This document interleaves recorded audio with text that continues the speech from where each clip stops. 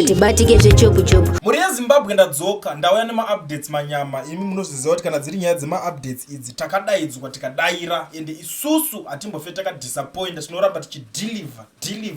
So kana nyoka tosvika pana vari first time yako panapa ndo panonzi paCoolian TV tinorova nyaya tinoweka nyaya kunge metsi. Hakuna update rinonzi raitika nyaya tichida zvedu kuibuditsa tikatadza kuibuditsa. So nhasi ndiri kupfuura nepanapa mumastreets esocial media mandiri kufamba ndiri kusangana nehombe dziri kuvhurwa. Nyaya yavaJoseph Mutangadura avo vakangorohwa nepfuti zvisinganzwisisike nemarobhers. Nyaya yacho iri kunetsa iko zvinezvi iri kutenderera and we don't know kuti totangira kuiexplainera papi mabuditsirwe ayakuitwa. Handiti saka mabuditsirwe ayakuitwa iwayo ndio atoda kuti timboya panapa titaure nemi tionesane isusu tichitaura kuti zvakamira sei. Ndataura kuti kana uchinge wasvika panapa kari kutanga gara wasubscriber, gara walike this video kuitira kuti zvinhu zvese zviningirike. Nenyaya iripo vari kunzi vaJoseph Mutangadura pane murume anoitwa uyo Sekuru Tembo svikiro reguruve vari kutaura kuti aigwa vaMutangadura vakaurayiwa nekuti vaidanana nemukadzi wemunhu. This is according to Sekuru Tembo svikiro reguruve. He is based in South Africa here, but ndo mabuditsirwo iri kuitwa nyaya. So pane manyorero avaita, saka inini is very important kuti ndi-explain ndiverengewo munzwisisa. Handiti so panapa vari kuti vazukuru mamuka sei. Nhasi ndauya nenyaya iri kutenderera yekupfurwa kwaJoseph Mutangadura. Ndine vanhu vazhinji vakandifonera vachiti sekuru titarisirei pagirazi rechivanhu kuti family yavaMutangadura ingave ine chekuita here nezvekupfurwa kwavaMutangadura. Vazukuru sezvo muchiziva kuti inini ndinowandirwa nevanhu mudare, saka nhasi ndatarisa pagirazi rangu rechivanhu ndakaisa picture yavo mugirazi kuti ndione chikonzero. Vazukuru zvinoratidza kuti vaMutangadura vanga vachifambidzana nemukadzi wemunhu secretly, uye zvinoratidza kuti vaMutangadura vanga vane nguva vachipiwa mawarnings kuti siyana nemukadzi wemunhu, asi nekuda kwemari muridzi wemukadzi anga asina simba rekurwisana navaMutangadura. Saka murume wemunhu uyu anga ane nguva zvichimudya mumwoyo kusvikira azotsvaga solution yekuti apatsanure mukadzi wake navaMutangadura, inova iyo yekutsvaga mhondi mahitman. Saka ndo zvandaona vazukuru pagirazi rangu rechivanhu kuti vaMutangadura vakaurayiwa nemukadzi wemunhu wavaifambidzana naye muguta guru reHarare. Saka veruzhinji moziva kuti veukama hapana ruoko rwavo munhau iyi yakaitwa nevatorwa as a revenge yekutora mukadzi wemunhu woramba uchidanana uchishandisa mari zvekutosvika pakuti murume wemukadzi anga ave kutorambwa nemukadzi nekuda kwaMutangadura. Ndo zvabuda pagirazi rangu rechivanhu vazukuru kuti hazvina kuitwa nemabusiness partners kana hama, but zvaitwa nemuridzi wemukadzi akatsvaga mhondi, uye zvinoratidza kuti mhondi dzakaita izvi dzakabva kunze kweZimbabwe dzakahayiwa kuzoita basa rekudzokera kunyika kwavo.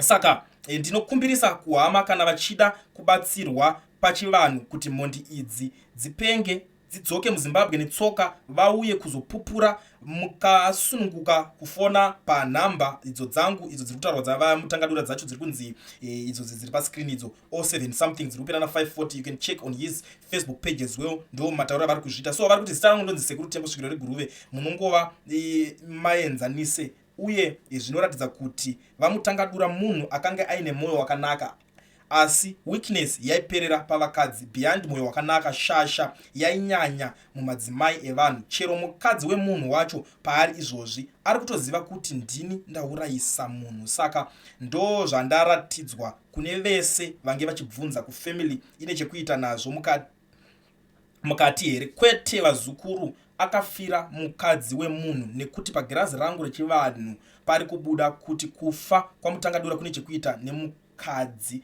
Pagirazi pari kubuda munhukadzi. Vazukuru ndatenda. Ndo mashoko andiri kuonawo inini akanyorwa panapa ari kutenderera. You know, I'm shocked honestly, because pakunetsa futi pari kuti kana hama dzacho dzinokwanisa kuuya dzorevenge kuti munhu aita se akazviita izvi apenge. Akomana kana chinge chiri chokwadi ichi zvinoshamisa, zvinovhundutsa kunzi munhu wourayisvika pakuurayisa munhu pakuzotora upenyu.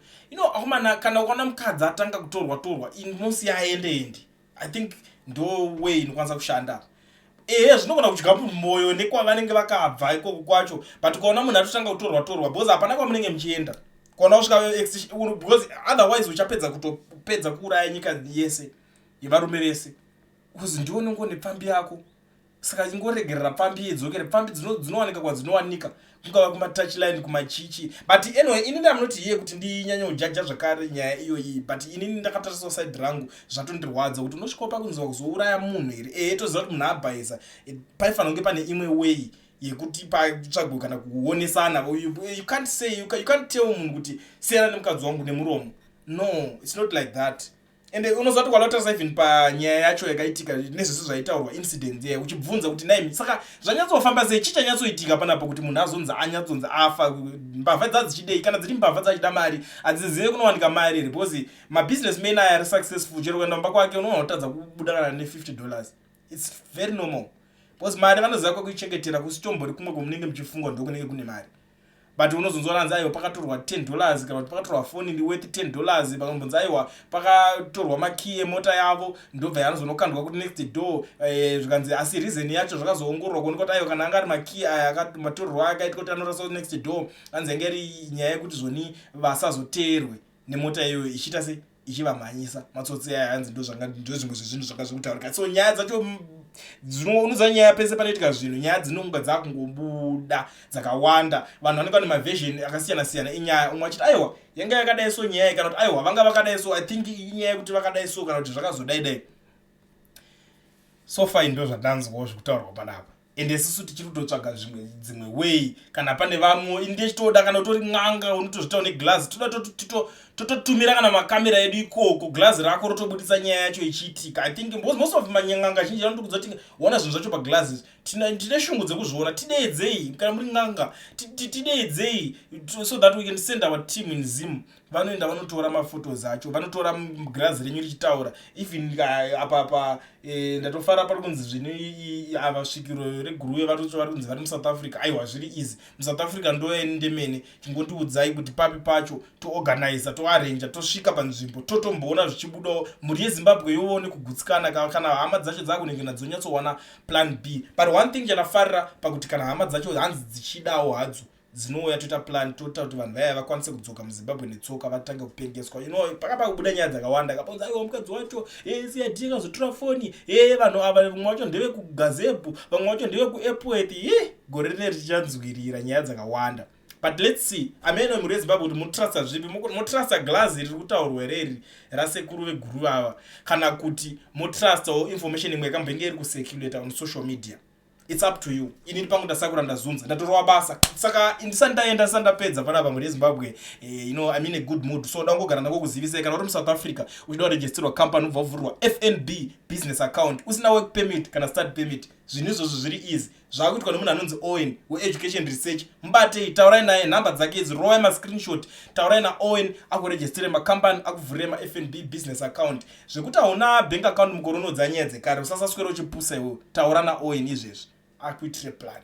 I think ndo izvo zvandingangoda ngokuzivisai kuti mubate Owen akuitire plan pane zvinhu izvozvo. Usasaswera uchivharironzwa nabank account dzanyaya dzekudhara, unless kana wakatopusawo zvako, but kana usina kupusa nhamba dzaOwen I think unonge watonadzo ipapo.